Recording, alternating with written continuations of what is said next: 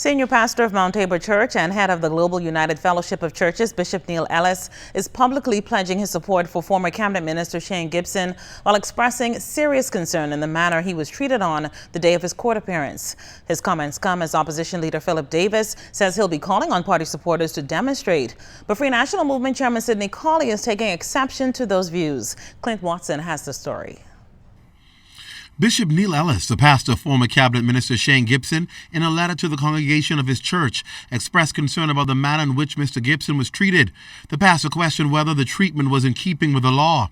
Bishop Ellis says he watched several videos of Mr. Gibson being escorted to the court. He says it was painful, and after speaking with several individuals who personally observed what had happened, he said his pain deepened.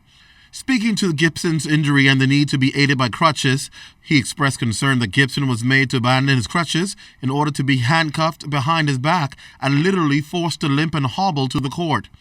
Bishop Ellis said, considering all things, he struggled mightily to understand what risk was being protected against that required the measure of inhumanity shown to Mr. Gibson. Chairman of the Free National Movement, Sidney Cawley, says he highly respects Bishop Ellis and he understands why he is speaking out because the Gibsons are members of his church, but felt he crossed the line. He should not criticize the police for doing their job. If he wants to show empathy and sympathy and moral support for his member, God bless him. But he should not be seen criticizing the police for doing what they've always done. There are other members of Bishop Neil Ellis Church who've gone through the same process.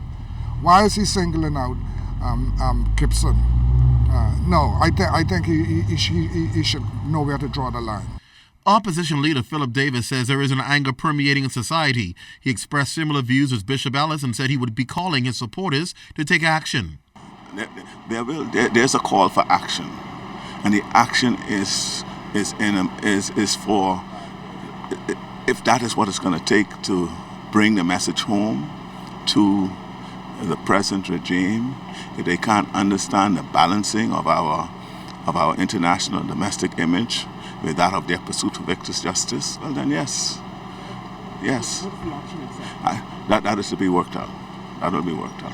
He says while the PLP may be hurting, more damage is being done to the country. We are getting calls from across not just the country, but from around the Caribbean about how these things are being played out in the general public. Very likely, nothing will be coming out of this, and I am also being advised that civil lawsuits will be taken out against the government in respect to these matters. Cawley called Mr. Davis's views laughable, saying it doesn't matter if you are in a suit or tank top. If you run afoul of the law, there is a process. So I don't think Mr. Davis is serious. I think he's pandering to his base. I think he's jockeying for the PLP convention. But if he is serious, he should know better. He is a QC, he's a senior member of the bar. He's been at the bar for over 40 years. He knows the system of justice. We are all equal before the law. No man is above the law.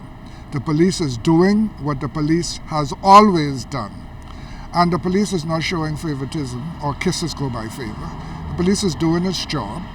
And so I applaud the police for doing its job. He, however, did say he was concerned himself of how Gibson was treated, but said at the end of the day, it is up to the discretion of police. Clint Watson, ZNS Network.